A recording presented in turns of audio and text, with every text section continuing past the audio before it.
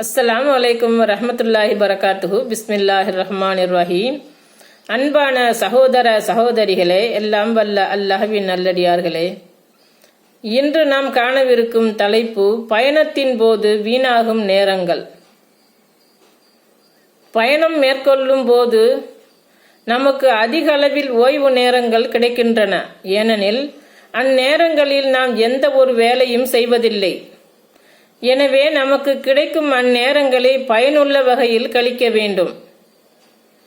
பயனில்லாத சினிமா, பத்திரிகை படிப்பது, செல்போனில் பாட்டு கேட்பது போன்ற வீணான காரியங்களில் ஈடுபட்டு நேரங்களை பாழ்படுத்திவிடக்கூடாது. இறைவன் நமக்கு வழங்கியிருக்கும் அருட்கொடைகளில் ஓய்வு நேரங்களும் ஒன்று.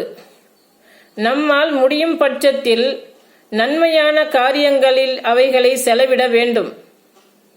ஏனெனில் அதை பற்றி நாம் இறைவனிடம் பதில் சொல்லியாக வேண்டும். நபி ஸல்லல்லாஹு அலைஹி வஸல்லம் அவர்கள் கூறினார்கள், மனிதர்களில் அதிகமானோர் 2 அருட்செல்வங்களை விஷயத்தில் ஏமாற்றப்பட்டு இழப்புக்குள்ளாகி விடுகிறார்கள்.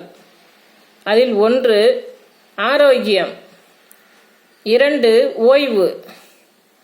அறிவிப்பவர் புகாரி 6412. அஸ்ஸலாமு அலைக்கும் வரஹ்மத்துல்லாஹி வரகாத்துஹு.